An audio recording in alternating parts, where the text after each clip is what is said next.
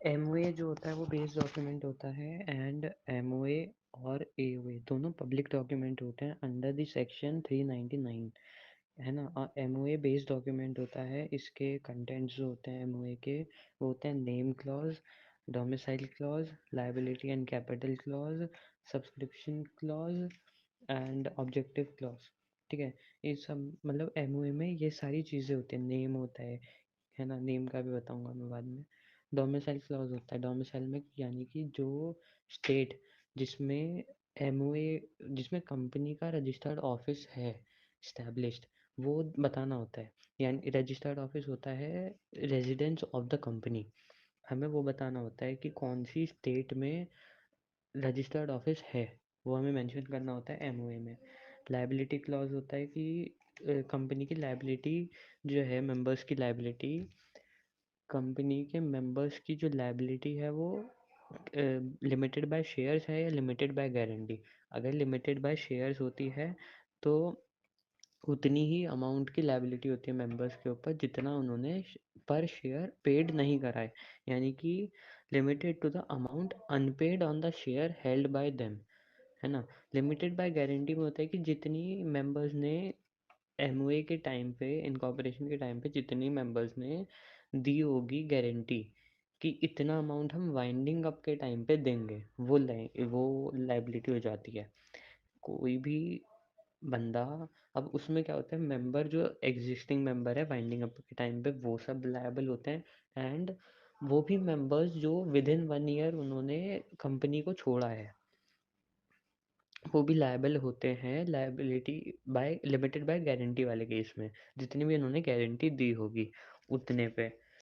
अगर कंपनी का share capital है, in case of company having share capital, तो उसको अपना अमाउंट बताना होगा कि कितना के शेयर कैपिटल का अमाउंट है और उसको कितने शेयर्स में डिवाइड कर रखा है वो सब बताना होगा। और उसमें बताना होगा कितने सब्सक्राइबर्स ने, कौन कौन से सब्सक्राइबर्स ने, उनका नाम, और उन्होंने कितने शेयर्स ले रखे हैं। जैसे कि अगर कोई कंपनी में मैंने शेयर ले रखा तो मेरा नाम और कितने मैंने शेयर्स ले रखे हैं वो दोनों मेंशन करने पड़ेंगे। ऑब्जेक्ट क्लॉज होता है, ऑब्जेक्ट क्लॉज में सारे कंपनी के ऑब्जेक्ट्स आते हैं जिसके बेसिस पे कंपनी इनकॉर्पोरेट हुई है, वो सब आता है और उसके आसपास की सारी चीज़ें हमें मेंशन करनी होती हैं ऑब्जेक्ट क्लॉज में। सब्सक्रिप्शन क्लॉज में होता है कि जो जो सब्सक्राइबर्स हैं उनका नाम, उन्होंने कितने ले रखे हैं शेयर्स वो, और सारे सब्सक्राइबर्स को एमओए में साइन भी करने हैं, ड्यूली साइंड होना चाहिए सारे सब्सक्राइबर्स एमओए में, तो वो सब्सक्रिप्शन क्लॉज होता है। अब नेम क्लॉज बताता हूँ। नेम क्लॉज में आते हैं कि जो कंपनी का नाम है जब वो रजिस्टर्ड करा रहा है तो क्या क्या नहीं होना चाहिए नाम में। पहला तो ये कि वो आइडेंटिकल या रिजेंबल नहीं करना चाहिए जो एग्जिस्टिंग कंपनी कोई है उसके नाम से। दूसरा कि वो कोई नाम जो है वो ऑफेंसिव नहीं होना चाहिए अंडर एनी लॉ, ऑफेंसिव नहीं होना चाहिए। ऑफेंसिव यानी कुछ गड़बड़ या कुछ गलत साउंड नहीं करना चाहिए। तीसरा ये कि वो गवर्नमेंट के ओपिनियन में वो अनडिज़ायरेबल ना हो, यानी कि गवर्नमेंट ने उसको गलत नाम ना बोला गया हो, है ना।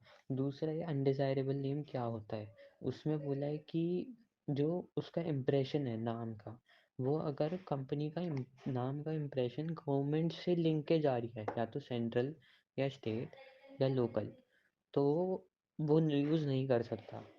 लेकिन अगर उसने कोई प्रायर कंसेंट या प्रायर अप्रूवल सेंट्रल गवर्नमेंट की ले रखी है तो वो यूज़ कर सकता है, एज मे बी प्रिस्क्राइब्ड, वरना वो यूज़ नहीं कर सकता। कुछ वर्ड्स हैं उसको अप्रूवल चाहिए, जैसे नेशनल, यूनियन, सेंट्रल, रिपब्लिक, ये सारे जो नाम हैं इनके पहले इसको अप्रूवल चाहिए यूज़ करने से पहले। अब इसने बोला कोई भी स्कीम वर्ड अगर वो नाम में यूज़ करता है तो उसके साथ वो गवर्नमेंट, भारत, इंडिया, ये सब अगर वर्ड्स यूज़ करता है तो वो भी यूज़ नहीं करने देंगे। ब्यूरो वर्ड यूज़ नहीं करने देंगे। दूसरा, अगर वो बैंक, इंश्योरेंस, स्टॉक एक्सचेंज या कुछ ऐसे वर्ड यूज़ कर रहा है जिसका रिस्पेक्टिव रेगुलेटरी बॉडी है तो उसका भी अप्रूवल लगेगा, ये है। दूसरा ये reservation of name, reservation of name में स्टेप्स होता है। सबसे पहले अप्लाई करो नाम, नाम जो अप्लाई कर रहे हो या तो वो जो भी तुम्हारी कंपनी है वो, या फिर कोई एग्जिस्टिंग कंपनी अपना नाम चेंज कर रही है, वो अपना नाम न्यू नेम डालेगी, अप्लाई करेगी। और जब उस अब रिजर्वेशन ऑफ नेम, रजिस्ट्रार नाम रिजर्व कर देता है अप्रूवल के बाद 20 दिन तक।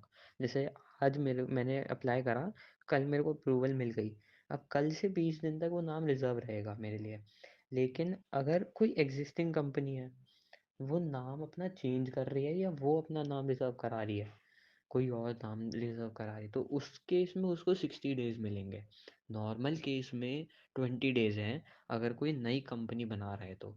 लेकिन अगर कोई एग्जिस्टिंग कंपनी कुछ नाम के साथ कुछ करती है तो उसको 60 डेज दिए जाते हैं, रिजर्व कर देते हैं। उसके बाद कैंसिलेशन ऑफ नेम, नाम कैंसिल भी कर देती है सेंट्रल गवर्नमेंट यानी रजिस्ट्रार। अगर दो केसेस में, अगर इनकॉर्पोरेशन से पहले कोई फॉल्ट दिखता है कि नाम में कुछ गड़बड़ है, तो नाम कैंसिल हो जाएगा, क्योंकि अभी तो रजिस्टर्ड ही नहीं है, नाम कैंसिल हो जाएगा। और अप टू 1 लाख रुपीज़ का फाइन भी लग सकता है, पेनल्टी लग सकती है, जिसने भी एप्लीकेशन सबमिट करी है, यानी जिस चीज़ के भी सिग्नेचर्स होंगे।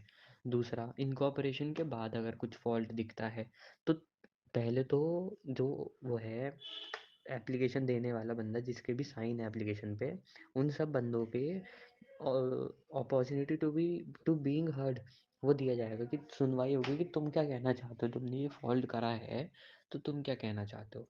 ठीक है, उसके बाद 3 महीने का टाइम दिया जाएगा कि नाम चेंज कर लो, या फिर नाम काट देंगे वो खुद ही, रजिस्ट्रार जो है वो नाम काट देगा, या फिर वो बोल देगा भाई अपनी कंपनी वाइंड अप करो, बहुत हो गया। ये है।